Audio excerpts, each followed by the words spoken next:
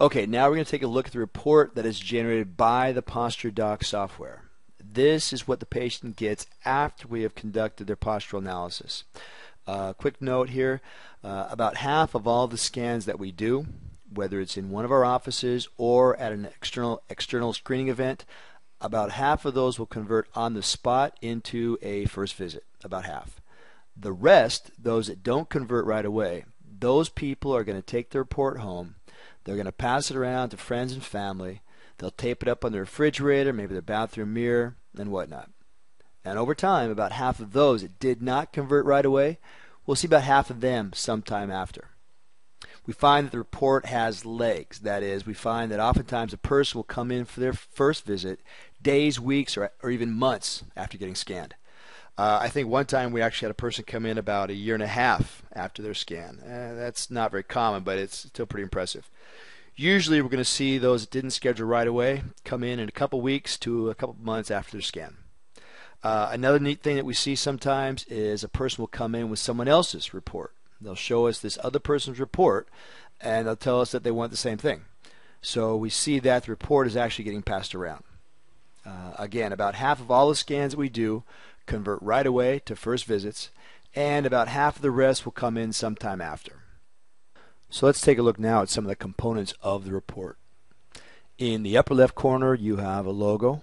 Right now it's the PostureDoc logo, but that is easy enough to change to your own office logo if you prefer.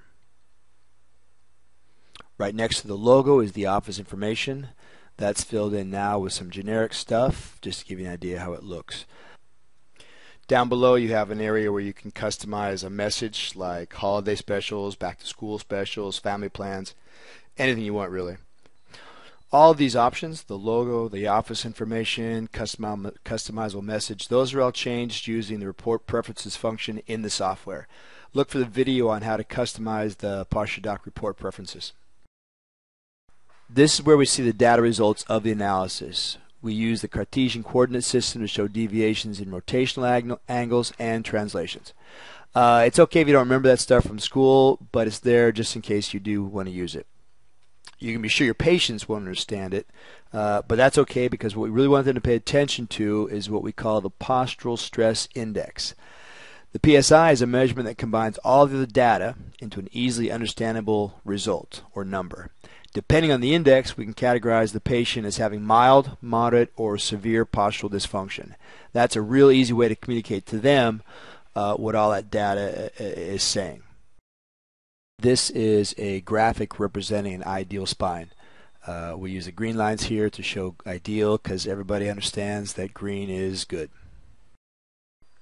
Here is a graphic rendering that shows an approximation of what's going on inside the patient. We're using red lines here because everybody understands that red is bad. Red lines will only appear in a region if the deviations in that region exceed a certain value.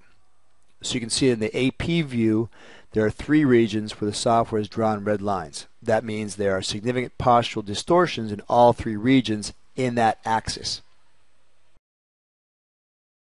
In the lateral view we see only one region, the cervical, where we have a red line. That means that the postural deviations in that lateral axis are not as excessive. When we have red lines in a region or regions in both the AP and lateral views, such as the cervical region in this example, we can conclude that that area is more affected. This finding frequently correlates with the patient's chief complaint. And that's usually a big aha moment for the patient when we're explaining the analysis results to them. Here is what makes computerized postural analysis so effective. Here we have the patient and her problem areas. This report is personal. It's themselves they are looking at. One may argue that an X-ray or an MRI or even a urinalysis provides infinitely more diagnostic information than a postural analysis. And I would probably agree. By itself, this tool has limited diagnostic ability. Postural analysis is just one of the many tools we use to come to a conclusion regarding the patient's health and what we are going to do about it.